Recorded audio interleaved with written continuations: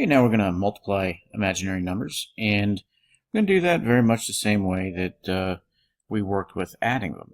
We're going to first write down our problem and rewrite square root of 81, or square root of negative 81. Now we're going to rewrite that as, and I'm going to keep it real here. I'm going to put parentheses around it just so I can see exactly everything I'm doing. I'm going to take that square root of 81 and multiply it by the square root of negative 1. And of course, I'm going to highlight this again because I know that I'm going to be replacing that with I. So, there we go. Alright, now the next one, we've got 5, and that's times the square root of 4, which we know is 2. So we can put that there. So now all we have to do is work on the stuff inside the parentheses. We've got, obviously, 9, right? The square root of 81 is 9. And then this will be I. And then we've got, obviously, 5 times 2, which is 10. Alright, we'll do a little commutative property here. Just kind of switch the order. We got 2 times 10 times 9i. That'll obviously be 20 times 9i. And then we put that together. 20 times 9i will be 180i times I. And that will be the simplified expression. Alright, we got a little more than meets the eye with this problem here. We're going to start out just like we did in the other problems. We've got the square root of negative 2, so I'm going to break that into the square root of 2 times the square root of negative 1. Okay, and we know what that's going to be. Highlight that. Once again, we know that I is equivalent to the square root of negative 1. So we'll replace that in a moment. Now, we've got the other one. We'll just break that into the square root of 24 times the square root of negative 1. Again, we've got an I. This is going to be a little bit different than last time. Alright, so the square root of 2. Well, we really can't do much with that, so I'm going to keep that as the square root of 2, but we are going to put an I here to replace that, just so you can see. That's where I'm getting that from. Okay.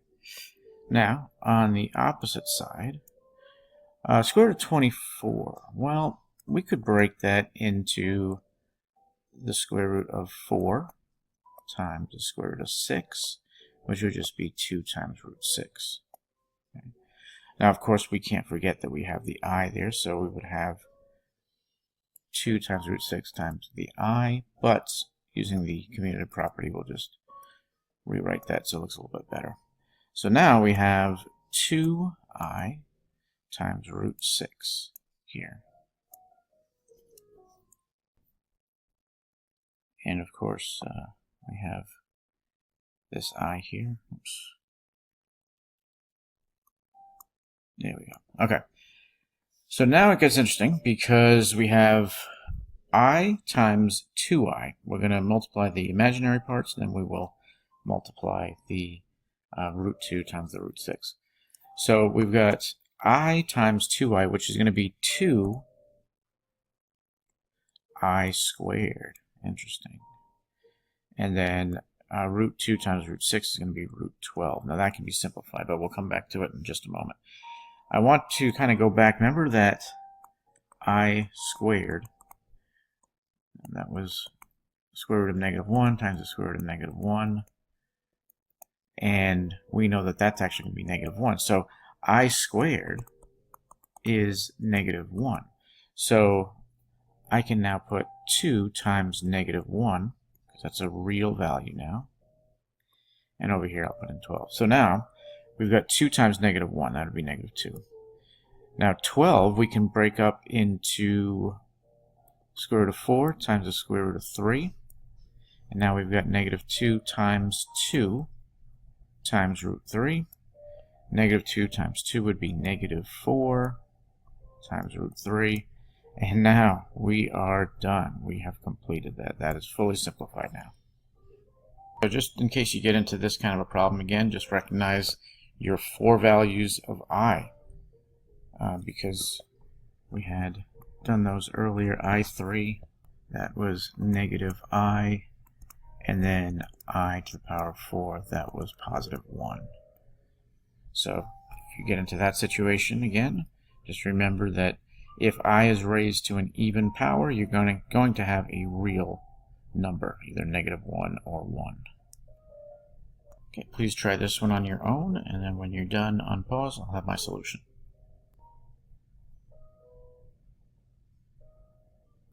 Okay, for this problem, first step was to just simply rewrite it. We got negative 6 times the square root of 6 times 10 times the square root of 30 times the square root of negative 1.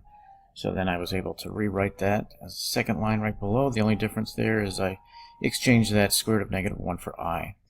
At that point, then I multiplied the negative 6 times the 10i, and I got the negative 60i. And I did the square root of 6 times the square root of 30, which I got 180.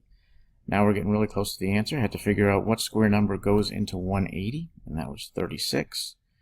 That led me to negative 60i times square root of 36 times the square root of 5. Square root of 36 is 6. So that left me with this line here, which was the negative 60i times 6 times root 5. And then I just did 60, or negative 60 times 6 to get that negative 360i times the square root of 5. I think the hardest part of this might be just organizing your work so you can keep track, because obviously there's a lot of steps.